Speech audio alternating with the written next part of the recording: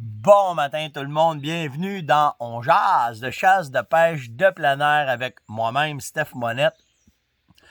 Je suis encore endormi matin.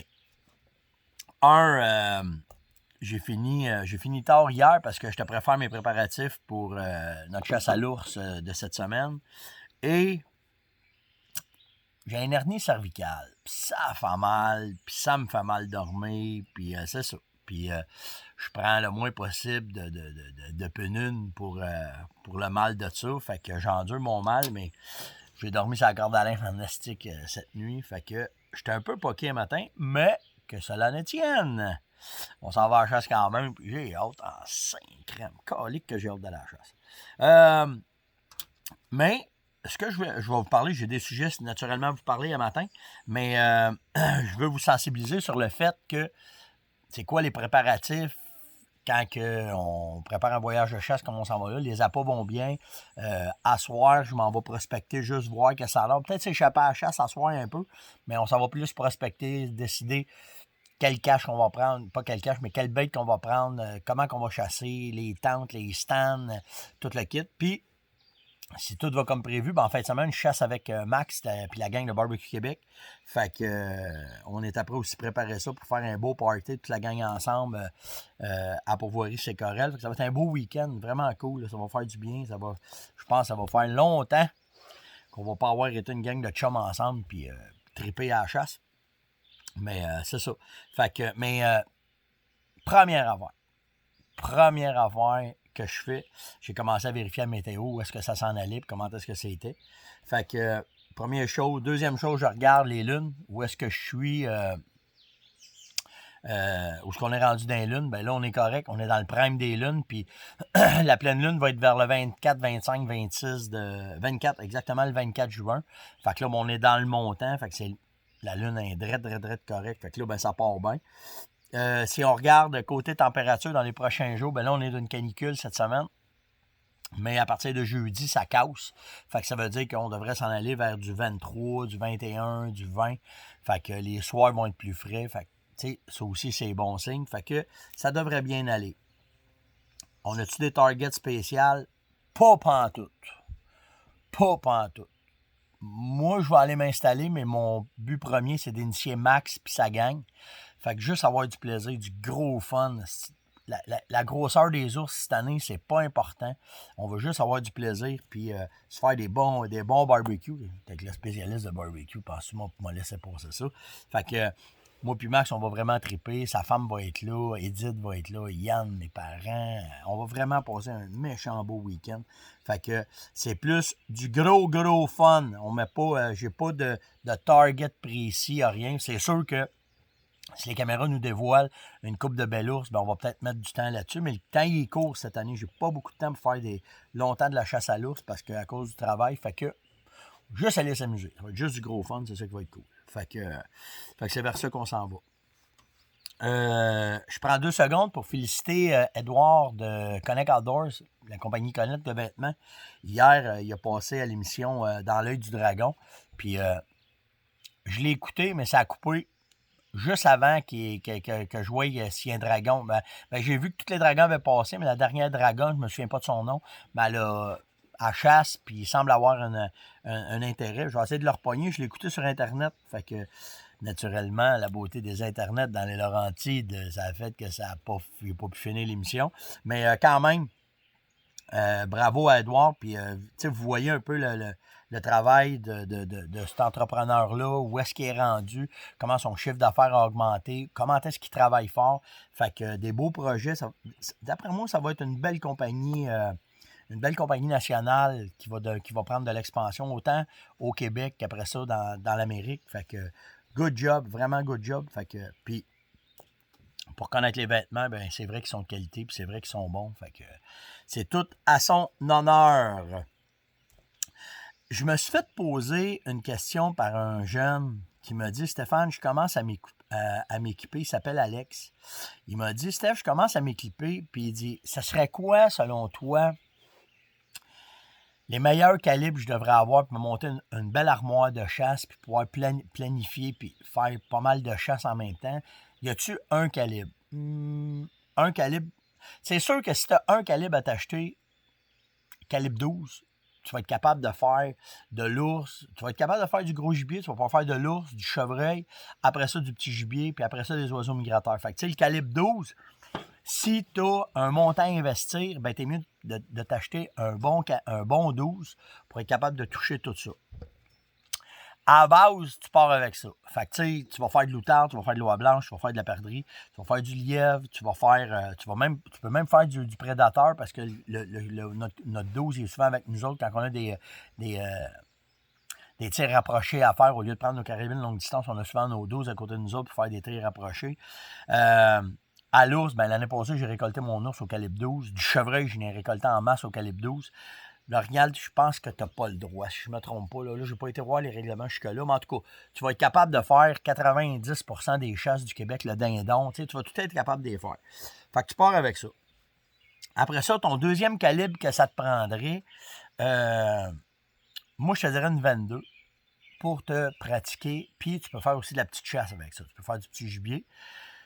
Si tu décides de trapper, ben, ça va être ton arme pour faire tes mises à mort de gibier qui va être pris dans tes pièges. Fait que là, ben, tu te ramasses, là, tu sais, le calibre 22, c'est une arme, je ne veux pas dire passe-partout parce que tu n'as pas le droit de faire du gros gibier avec, mais c'est une arme que tu vas l'utiliser souvent, surtout pour te pratiquer, surtout pour avoir du plaisir, t'initier aux armes, t'amuser avec les armes, tu vas beaucoup aimer ça. Après ça, ben là, tu as ramassé de l'argent puis tu commences à vouloir avoir de quoi, quel calibre tu irais chercher. Ton premier calibre que tu devrais avoir pour être capable de toucher pas mal toutes les chasses, pas mal tous les boulets, qui va être abordable, que tu vas être capable de mettre à peu près n'importe quoi dessus, que toutes les compagnies offrent dans tous les budgets qui existent à 308. Fait qu'avec une 308, tu peux faire de l'ours, tu peux faire du chevreuil, tu peux faire de l'orignal. Tu vas avoir juste à adapter tes boulets, puis tu vas être capable de faire toutes ces chasses-là. Fait que ça te fait une arme qui est complète. Si tu décides d'aller aux États-Unis, faire de l'antilope, de faire name it, là, tu vas être capable de tout faire avec une 308. Selon moi, c'est la limite pour des gros gibiers, exemple pour un wapiti ou pour un orignal. Mais tu vas quand même t'en sortir. Si tu as le bon boulet, si tu te pratiques en masse avec ta 22, tu vas être capable de t'en sortir très bien avec un calibre 308. 6.5 Creedmoor, tu sais, c'est tous des calibres qui sont à peu près là-dedans. Après ça, quatrième arme que tu pourrais avoir, ben là, tu vas être capable de t'en aller d'un gros calibre. Dans le Magnum, 300 Magnum, 300 WSM, là, tu vas être capable de t'en aller là-dedans. Moi, je reste d'un calibre 30 parce que quand que 308, 300 mag, 300 WSM, parce que quand je monte mes balles, ben c'est tout le temps du calibre 30. Le boulet va faire sur une 308, une 300 mag, 300 WSM, ça reste tout le temps dans 30-06, ça reste tout le temps dedans. Fait que tu sais, tu vas avoir un calibre pas pire, puis après ça, tu vas avoir un autre calibre très fort pour quand ça te prend du pouvoir, pour faire une shot. Tu sais, moi, j'aime ça en avoir plus. Fait que si tu es à l'aise, ben là, après ça, tu peux t'en aller dans le décalibre Magnum. Est-ce qu'une 30-06, c'est bon? Ben oui, c'est bon. 308, 30-06, qu'est-ce que je prendrais? C'est matière de goût rendu là. Moi, ce que je fais, c'est juste te donner un alignement pour être capable de voir vers où est-ce que tu peux surfer puis où est-ce que tu peux t'amuser avec tout ça. Je te dis ce que j'ai aussi dans mon atelier. Qu'est-ce que j'ai comme arme? C'est ça. 308, puis après ça, on tombe dans les 300. OK? Fait que tu vas aller chercher une 300 WinMag, 300 WSM, 300, en tout cas, name it. Mais là, tu vas avoir de quoi qui va puncher. Puis quand tu en as besoin, quand tu vas avoir besoin de cette force-là, tu vas l'avoir, que ce soit pour un chevreuil, un ours, un orignal, un wapiti, name it, tu vas tout pouvoir avoir. Encore là, une, tu es sur le minimum, puis l'autre, tu es sur le maximum, fait que tu vas pouvoir jouer. Fait que, puis encore là, si tu s'en vas, moi je te dirais dans le 300 WinMag, c'est un des calibres qui est le plus utilisé aussi. Fait que ton achat de munitions va être facile. Tu vas être capable d'en essayer plusieurs. Tu vas pouvoir t'amuser en masse avec ton calibre. Donc, ça va être intéressant. En finissant, si tu veux toucher à toutes les chasses puis t'amuser d'à peu près n'importe quoi, ça va te prendre un poudre noir. Fait que tu vas le chercher un calibre 50, ce qui est le calibre standard pour le poudre noir. Encore là, c'est une question de prix. Il y en a de tous les prix, il y en a de toutes les sortes. Fait que là, c'est toi vraiment qui va décider qu'est-ce que tu veux aller chercher. Mais si tu prends ces 5 calibres-là, tu vas pouvoir chasser de l'est à l'ouest du Canada, puis du nord au sud de l'Amérique. Tu vas pouvoir chasser où ce que tu veux. Puis tu vas être capable de t'amuser en masse, en masse, en masse. Il n'y a rien de parfait. Je sais ce que je dis là, c'est discutable. Pourquoi tu n'as pas parlé de ça? Écoute, il y a des calibres pour tous les goûts. Mais si tu aurais à avoir 5 calibres, ben dans l'ordre que je t'ai donné, tu aurais un râtelier parfait, puis tu serais capable de t'amuser en masse en masse à la chasse, Alex, puis tu vas avoir vraiment du plaisir avec ça. Fait que la marque, la sorte, là, après ça dépend de ton budget. Tu peux aller t'en aller dans l'usager quand tu commences. Tu sais, si tu vas dans l'usager, tu vas être capable de te permettre des carabines peut-être un peu plus de qualité. La majorité des armes au Québec, pas une arme de Stéphane Monette, mais une arme de n'importe qui, normalement, ça n'a pas beaucoup tiré. Fait que, tu peux la faire juste vérifier par un armurier. Puis tu vas être capable de te monter de quoi de vraiment intéressant, puis de pouvoir toucher à toutes les chasses possibles dans la carrière que tu veux faire pour la chasse. Alain me dit, Steph, mes ours sortent juste de nuit. Qu'est-ce que je fais avec ça? Il y a quelque chose, Alain. Tu sais, c'est un prédateur, il sent de quoi, il y a de quoi, ça marche. Il y a quelque chose. Il y a quelque chose que ton setup, il fait, qui n'est pas à l'aise, qui n'aime pas ça. Tu pourrais prendre ton setup, le changer de 100 mètres, puis là, ils vont rentrer de jour. Je ne le sais pas, mais il faut que tu trouves le problème que tu as. Pourquoi faire que tes ours rentrent de nuit? Il y a quelque chose. Il y a quelque chose qui fait que soit qu'ils t'ont détecté, il y a du danger, il y a quelque chose. C'est sûr qu'il y a quelque chose, fait qu'il faut que tu le trouves. Puis dans ce temps-là, moi, ce que je fais, c'est que je vais partir à un autre micro à pas plus loin pour voir vers quelle heure il va se présenter, puis comment est-ce que ça va se faire. Puis après ça, ben, tu vas pouvoir voir comment tu peux t'en sortir entre les deux. Quand il fait chaud, Steph, contrôle des odeurs, tu fais quoi? Comment est-ce que tu te débrouilles avec ça? Martin me demande ça. Ben, là, vraiment, là, moi, ma douche, je la prends juste avant de partir pour la chasse le soir, tu sais, si même que j'aille à l'ours, pour enlever le maximum d'enzymes que je peux avoir sur moi qui va dégager des odeurs. Mes vêtements vont être traités à l'os. Je vais faire bien attention à mes vêtements. Ça veut dire qu'ils vont être traités. Premièrement, ils vont être propres. Deuxièmement, ils vont être traités au destrodeur. Je vais les faire sécher à l'extérieur. Puis le soir, quand je vais arriver, je vais les mettre, mettons, dans mon véhicule. Mais là, tu sais, il fait pas froid, il n'est pas tout. Je vais les laisser dehors. Je vais les laisser éventer. Puis si je redoute qu'il va arriver de quoi, mes machines d'ozone dans mon truck, vont faire une shot d'ozone d'une heure ou deux avec mon vêtement. Je vais le remettre dehors. Puis avec ça, ben, c'est simple de même, là. Mais à la base, toi, lave-toi souvent. Ça, c'est sûr et certain. Fait que, tu sais, moi, ce que j'aime, c'est juste avant de partir pour la chasse. Tu sais, la routine n'est pas compliquée, là. On dîne le plus tard possible. Fait que vers 1h30, 2h, on se fait un gros dîner. On va manger comme il faut. Puis après ça, on part pour la chasse, puis on chasse toute la soirée. Avant de partir, tout de suite après avoir mangé, on saute dans la douche, on s'en va se laver. Fait que là, ben, quand on part, on est frais et dispo, puis on rentre dans le bois, puis on fait ce qu'on a à faire. Dans la tente ou dans le stand, ben là, naturellement, à bon vent, ça va aider. Contrôle de destrodeur, c'est parti, puis après ça, on chasse. Fait que c'est comme ça, c'est juste comme ça que je fais pour la chasse à l'ours. Simplement, il n'y a pas 50 000 à faire, mais si je pense que je vais contaminer mon vêtement, ben là, c'est là que je vais embarquer avec la garlingue, le contrôle d'ozone, le destrodeur, puis tout la patente. Le destrodeur, c'est traité à tous les jours, là. À tous les soirs, on arrive la chaux le matin. Là, des fois, le soir, on arrive tard. On rentre à 11h minuit, là, des fois, de l'ours. Fait que tu te déshabilles, là, laisse le stock là. Puis le matin, une shot, mets ton stock, t'étends ton stock. Pas proche du barbecue, pas proche du chalet. Tu mets ça dans un arbre, puis tu laisses sécher ça dans l'arbre. Puis le reste, le soleil va faire son ouvrage, puis tu vas être bien, bien, bien correct pour placer toutes tes affaires. J'ai eu quelques questions. Là. J'ai pas pris les noms, mais je sais aussi que Martin Bourget il en a parlé. Vous allez avoir un peu de misère à faire arranger vos ours cette année. J'ai gratté un peu, là, j'ai été chercher l'information. Le problème qu'il y a présentement pour les bouchers, c'est que, question de business, les compagnies qui récupèrent les retailles de viande qui sont plus bonnes, que ce soit pour le porc, le bœuf, nommez-les toutes, là, les bouchers que les bouchers font, ça s'en va dans un camion, puis ça s'en va, c'est supposé de s'en aller à la scrap.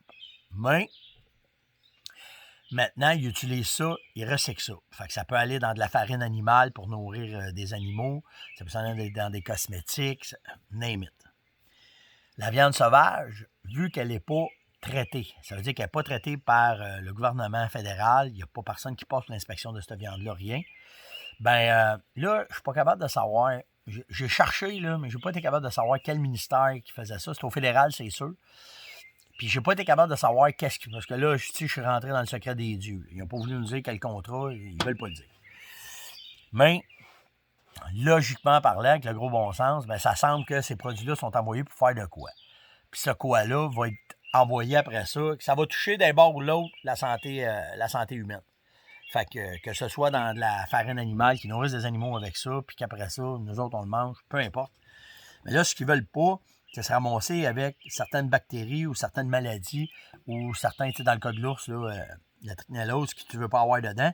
Fait que, ils ont décidé par la loi de dire aux gars qui ramassent la viande et compagnie, ne ramassent plus de viande sauvage. Ben là, en tout cas, c'est pour là. Ça va s'arriver pour le chevreuil et l'orignal. Là, c'est là que ça va peut-être fesser. Fait que vu que c'est le gouvernement fédéral qui a fait ça, ben, la majorité des bouchers se ramassent avec aucune autorisation, aucune personne qui veut faire ça. Fait que là, ben, par la loi, le boucher est poigné avec votre scrap, puis c'est pas, ben, on dit la scrap, la viande qui est plus bonne, puis il peut pas rien faire avec ça. Fait que là, appelez Pat, une coupe de viande de Laurentide. Pat, tu fais que ça. Pat, c'est sa spécialité à viande sauvage. Présentement, là, il y a de là 50 ours de rentrer dans la glacière, tu sais, dans la chambre froide. Toi, tu fais quoi? Moi, dis-moi, je suis accrédité. Comment ça, tout est accrédité? Ben, dis-moi, tu dois chercher mes accréditations. Je sais, tu fais quoi avec la viande? Ah, il dit là, c'est ça.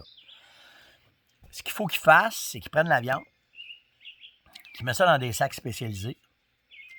Il y a 3 places au Québec où est-ce que tu peux te débarrasser de cette viande-là.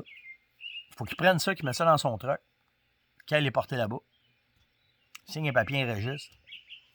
Là, c'est détruit. Qu'est-ce qui va arriver, vous pensez? Avez-vous vu les frais que ça va occasionner? Parce que normalement, les bouchers restaient là, pognaient à la boîte. Voyons, Steph, pognaient à la scrap, pognaient à la viande qui était plus bonne, les os, le kit, mettaient ça dans des bacs. Il y avait un truck qui arrivait, pognait ça, mettait ça dans la benne, puis il partait, puis il allait porter ça au centre de récupération. Là, c'est Pat, il faut qu'il le fasse. Il faut qu'il mette ça dans son truck, aller porter ça. Il fait chaud. Fait que les coûts que ça va apporter, on parle d'à peu près, là, une 50aine de piastres de plus de l'ours. Ah, c'est pas si peu. Non, je sais que c'est pas si peu, c'est correct. 100 piastres, tu n'auras pas le choix. Si tu veux pas toucher à ta viande, tu n'auras pas le choix. Fait que tu vas avoir le prix que ça coûte faire un ours. Tu sais, c'est un 250, 300 piastres faire un ours, là. Le faire en tout dépendant de la grosseur, mettons.